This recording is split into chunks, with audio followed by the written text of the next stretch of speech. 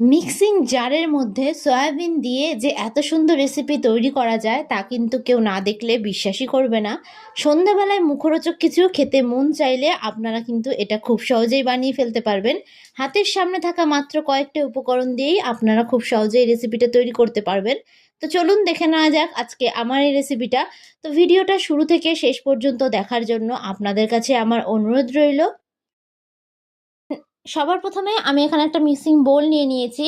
এবার আমি এর মধ্যে দিয়ে দেব বড় বাটি 1 বাটি পরিমাণে উষ্ণ গরম জল। আমি এখানে কিন্তু হালকা উষ্ণ গরম জল নিয়েছি। এবার আমি এর মধ্যে দিয়ে দেব 1 কাপ পরিমাণে সয়াবিন। আমি এখানে বড় সয়াবিনটা দিয়ে রেসিপিটা করেছি, আপনারা কিন্তু চাইলে ছোট সয়াবিন দিয়েও রেসিপিটা তৈরি করতে পারেন। এবার এই উষ্ণ গরম জলের মধ্যে আমি সয়াবিনটাকে 10 থেকে 15 মিনিটের জন্য একটু ভিজিয়ে রাখবো, তাহলে কিন্তু সয়াবিনগুলো একদম ফুলে যাবে। আপনাদের হাতে যদি সময় কম থাকে তাহলে কিন্তু আপনারা সয়াবিনটাকে জলের মধ্যে খুব ভালোভাবে একটু ফুটিয়ে নিতে পারেন। এবার এটাকে আমি ঢাকনা চাপা দিয়ে এক সাইডে রেখে দিলাম। 15 মিনিট পর আমি ফিরে আসলাম। তো দেখুন সয়াবিনগুলো কিন্তু কতটা ফুলে উঠেছে।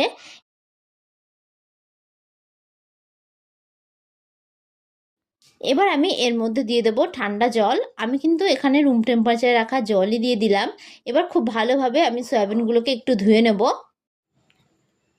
নমস্কার বন্ধুরা, রনিতাস ফুড প্লেসে আবারও একবার সকল বন্ধুকে আমি স্বাগত জানাই। এবার এটাকে আমি জল ছেঁকে অন্য একটি পাত্রে তুলে নেব। এইভাবে কিন্তু আমি হাত দিয়ে একটু চেপে নেব। এর ফলে সয়াবিনের মধ্যে যে এক্সট্রা জলটা আছে সেটা কিন্তু খুব সহজেই বেরিয়ে আসবে। আপনারা ঠিক এইরকমভাবে কাজটা করার চেষ্টা করবেন, তাহলে দেখবেন খুব সহজেই কাজটা হয়ে যাবে। তো দেখুন এরকম একটা মিক্সিং বোলের মধ্যে আমি সয়াবিনগুলোকে নিয়ে নিয়েছি। এবার আমি এখানে একটা ছোট মিক্সিং জার নিয়ে নিলাম। এই মিক্সিং জারের মধ্যে আমি সয়াবিনগুলোকে দিয়ে দেব। সমস্ত সয়াবিনগুলোকে কিন্তু আমি দিয়ে দিয়েছি। এবার মিক্সিং জারের ঢাকনা আমি বন্ধ করে দেব। তো দেখুন এরকমভাবে সয়াবিনে আমি একটা পেস্ট তৈরি করে নিয়েছি। খুব মিহিভাবে কিন্তু পেস্টটা তৈরি হয়নি, এরকমভাবে কিন্তু একটু গোটা গোটা অংশ আছে। তো দেখুন এরকমভাবে কিন্তু পেস্টটা তৈরি করে নিতে হবে। এবার একটা মিক্সিং বোল আমি নিয়ে নিলাম। এর মধ্যে আমি সয়াবিনের পেস্টটাকে দিয়ে দেব। এবার আমি এর মধ্যে দিয়ে দেবো একটা মিডিয়াম সাইজের কুচিয়ে রাখা পেঁয়াজ। আমি পেঁয়াজটাকে ঠিক এইরকমভাবে একটু ছোট করে কুচিয়ে নিয়েছি। এবার আমি এর মধ্যে দিয়ে দেবো 1 টেবিল স্পুন অনুযায়ী আদা রসুন বাটা ও দিয়ে দিচ্ছি আমি ঝালের জন্য কাঁচা লঙ্কা কুচি। ঝালটা অবশ্যই এখানে আপনারা যে যতটা খেতে পছন্দ করবেন সেই অনুযায়ী কিন্তু দেবেন। এবার আমি দিয়ে দিলাম এর মধ্যে 1 টিস্পুন জিরের গুঁড়ো ও আমি দিয়ে দিলাম এর মধ্যে হলুদ গুঁড়ো ও দিয়ে দিচ্ছি গরম মশলার গুঁড়ো। এবার আমি এর মধ্যে দিয়ে দেবো স্বাদ অনুযায়ী নুন। নুনটা অবশ্যই আপনারা আপনাদের স্বাদ অনুযায়ী দেবেন। এবার আমি এর মধ্যে দিয়ে দেবো 2 টেবিল স্পুন অনুযায়ী বেসন। আমি এখানে বেসন দিয়ে রেসিপিটা তৈরি করছি, তবে আপনাদের হাতের সামনে যদি বেসন না থাকে তবে সেক্ষেত্রে কিন্তু আপনারা কর্নফ্লাওয়ারও দিতে পারেন। এবার আমি এর মধ্যে দিয়ে দেবো 1 টেবিল স্পুন অনুযায়ী চালের গুঁড়ো। চালের গুঁড়োটা কিন্তু অবশ্যই দেওয়ার চেষ্টা করবেন, এতে করে কিন্তু রেসিপিটা খেতে বেশ ভালো হবে। এবার আমি হাতের সাহায্যে সমস্ত উপকরণগুলোকে খুব ভালোভাবে একটু মিশিয়ে নেব। এইরকমভাবে হাতের সাহায্যে কাজটা করবেন, তাহলে কিন্তু কাজটা খুব সহজে হয়ে যাবে। আমার এই ভিডিওটা যদি আপনাদের কাছে ভালো লেগে থাকে তাহলে অবশ্যই একটা লাইক করবেন। আর যারা যারা আমার চ্যানেলের নতুন বন্ধু তারা অবশ্যই আমার চ্যানেলটি সাবস্ক্রাইব করে দেবেন। আমার ভিডিওর আপডেট সবার আগে পেতে পাশে থাকা বেল আইকনটা ক্লিক করতে ভুলবেন না। আর যারা যারা ফেসবুক থেকে দেখছেন তারা রনিতাস ফুড প্লেস পেজটিকে ফলো করে দেবেন। এইভাবে কিন্তু আমি হাতের সাহায্যে খুব ভালোভাবে মেখে নিয়েছি। এবার আমি এর থেকে ছোট লেচি করে নিয়ে এরকমভাবে ঠিক লম্বা শেপের একটু করে নিচ্ছি। আমি এখানে আমার পছন্দ মতন শেপ দিচ্ছি, তবে আপনারা কিন্তু আপনাদের পছন্দ মতন যে কোনো শেপেই করতে পারেন। আমি আরও একটা আপনাদেরকে তৈরি করে দেখাচ্ছি। একই রকমভাবে কিন্তু আমি বাদবাকিগুলোকেও তৈরি করে নেব।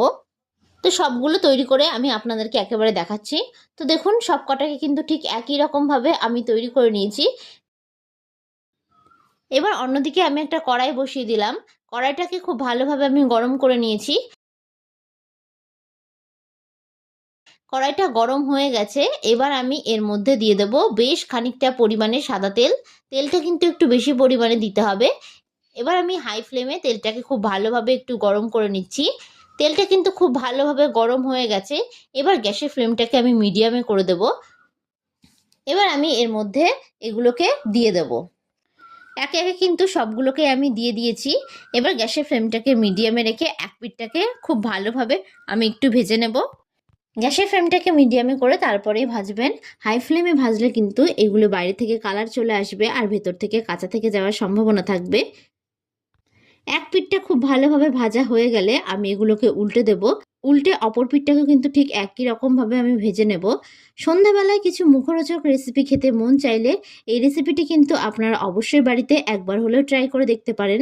দেখবেন একবার খেলে কিন্তু বারবার খেতে মন চাইবে। আর ভিডিওটা কেমন লাগলো অবশ্যই কিন্তু আমাকে কমেন্ট বক্সে জানাতে ভুলবেন না। তো ভিডিওটা শেষ পর্যন্ত দেখার জন্য আপনাদেরকে আমি অসংখ্য ধন্যবাদ জানাই। তো দেখুন এগুলো আমার খুব ভালোভাবে ভাজা হয়ে গেছে। তো এগুলোকেও আমি অন্য একটি পাত্রে তুলে নেব। এরকমভাবে লাল লাল করে কিন্তু ভেজে নিতে হবে। তো দেখুন খুব সহজে কিন্তু তৈরি হয়ে গেল সয়াবিনের পকোড়ার এই রেসিপিটি। আপনারা অবশ্যই এই রেসিপিটি বাড়িতে একবার হলেও ট্রাই করে দেখবেন। দেখবেন খেতে কিন্তু খুবই ভালো লাগে।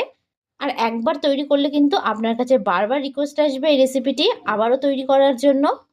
তো আজকের মতন আমি বিদায় জানালাম। আবারও হাজির হব আপনাদের সামনে নতুন একটি রেসিপির ভিডিও নিয়ে।